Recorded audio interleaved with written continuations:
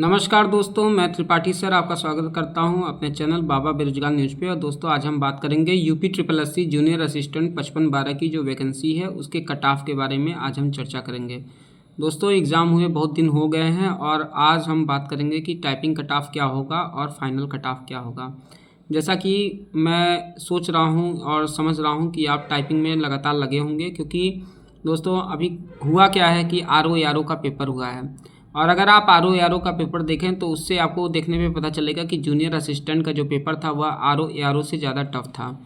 तो दोस्तों इसीलिए मैं कह रहा हूं कि आप कहीं ना कहीं तनाव को कम लेके, क्योंकि आपका पेपर इतना इजी नहीं था, इसीलिए आप टाइपिंग पर ध्यान दें।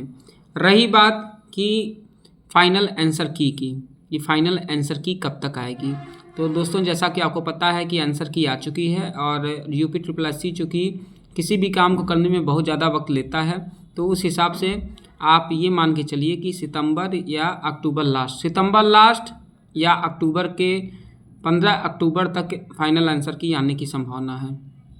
आई होप कि आप जूनियर असिस्टेंट की टाइपिंग की तैयारी कर रहे होंगे, क्योंकि दोस्तों आपको पता है कि जूनियर असिस्टेंट 55-12 के बाद एक और जूनियर असिस्टेंट लगा हुआ है। मान लीजिए सपोज डेट कि आपका जूनियर असिस्टेंट 55-12 में नहीं हुआ, फाइनल रिजल्ट जब आया उस फाइनल रिजल्ट में आपका नाम नहीं था, लेकिन अगर तब तक आपका टाइपिंग आपका बेहतरीन रहेगा तो निश्चित तौर पे आपको फ़ायदा मिलेगा। इसीलिए मेरा मानना है कि जो लोग क्या कहते हैं ये सोच रहे हैं, होपलेस ना होइए, आपके सामने लगातार वैकेंसी है।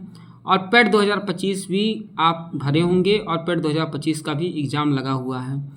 इसीलिए मेरा मानना है कि पेट 2025 की भी तैयारी करते रहें, क्योंकि दोस्तों आपको क्या है कि टाइपिंग करने में आपको 2 घंटा 3 घंटा 4 घंटा से ज़्यादा समय आप नहीं दे सकते हैं। मुश्किल से 3-4 घंटा अगर आप दे रहे हैं, वैसे तो होता है कि 1 घंटा हिंदी टाइपिंग 1 घंटा इंग्लिश टाइपिंग आप करते हैं तो निश्चित तौर पे आपकी टाइपिंग में सुधार होता है। क्योंकि होता क्या है कि डेली कहते हैं कि practice makes a man perfect.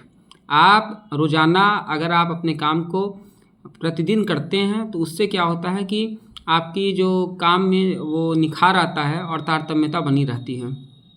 तो मेरा मानना है कि आप अपनी टाइपिंग को करते रहें। अगर आपको लग रहा है कि 1-1 घंटा हिंदी टाइपिंग इंग्लिश टाइपिंग आपको कम लग रहा है तो आप 2-2 घंटा कर सकते हैं, 1.5 घंटा कर सकते हैं। जितने में आप अपने घर पे कीबोर्ड रखिए। आप अपने घर में अगर आपके पास लैपटॉप है, कंप्यूटर है, तो आप एक अच्छा सा कीबोर्ड लाके उस पर प्रैक्टिस बनाकर आप अपना प्रैक्टिस करते रहिए। और साथ ही साथ दोस्तों मान लीजिए कि आपने 2-2 घंटा टाइपिंग कर ली, ठीक है, टाइपिंग हो गया। टाइपिंग के बाद आपको दिन कैसे गुजारना है, तो आपको पेट की तैयारी करनी है, क्योंकि पेट का एग्ज़ाम भी सितंबर में लगा हुआ है। और अगर दोस्तों पेट का एग्ज़ाम की तैयारी आप अच्छी नहीं करेंगे तो निश्चित तौर पे पेट से बहुत सारी वैकेंसी आने वाली हैं और कहीं ना कहीं आपको उसका नुकसान होगा। अगर आप उसमें अच्छे नंबर लेकर नहीं आएंगे तो भविष्य की जो वैकेंसी है उसमें आपको बैठने का मौका नहीं मिलेगा।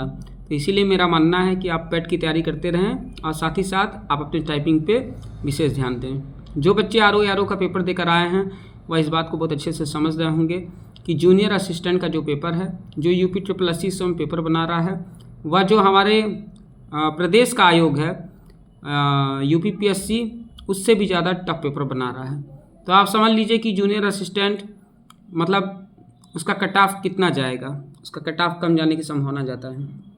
जहाँ तक बात रही कि अगर हम बात करें कि जनरल, ओबीसी और ईडब्ल्यूएस, तो आप यदि 40+ हैं या 40 हैं तो निश्चित तौर पे आप एलिजिबल हैं।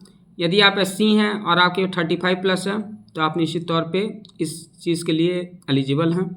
और यदि आप एसटी हैं या अदर्स हैं और हैंडीकैप्ड हैं, तो अगर आपके 30 है या 30+ है तो निश्चित तौर पे आपको टाइपिंग में मौका मिलेगा। और जहाँ तक बात रही कि फाइनल कट ऑफ क्या रहेगी, तो निश्चित तौर पे फाइनल कट ऑफ 2 से 4 नंबर हर कैटेगरी में ज़्यादा जाएगा। क्योंकि पेपर क्या था कि पेपर का जो लेवल था बहुत अच्छा था और पेपर टफ होने के कारण आपको कहीं ना कहीं फाइनल जो कट ऑफ मिलेगा वह भी कम दिखेगा। तो आई होप आप बातों को समझ रहे होंगे और अपनी टाइपिंग पे विशेष ध्यान दे रहे होंगे, क्योंकि मेरा मानना है कि आप जितना हद तक आप टाइपिंग करेंगे उतना ही ज़्यादा जूनियर असिस्टेंट आपके लिए उसके लिए एलिजिबल हो जाएंगे।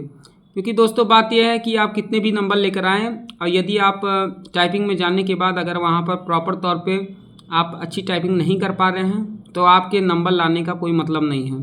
तो इसीलिए सतर्क रहें, क्योंकि सतर्क रहना बहुत ज़रूरी है। सतर्क होने के साथ साथ लगातार मेहनत करते रहें, क्योंकि मेहनत का कोई सब्स्टिट्यूट नहीं होता है। तो इसीलिए आप इस उम्मीद के साथ कि आप लगातार टाइपिंग कर रहे होंगे और पेट एग्ज़ाम की भी तैयारी कर रहे होंगे, साथ ही साथ जूनियर असिस्टेंट की भी आप तैयारी कर रहे होंगे, क्योंकि एक और वैकेंसी लगी हुई है।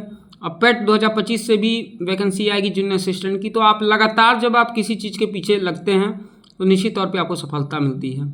आप होपलेस ना हो। इसी के साथ मैं अपनी वाणी को विराम देता हूँ। जय हिंद, जय भारत, जय मातृभूमि।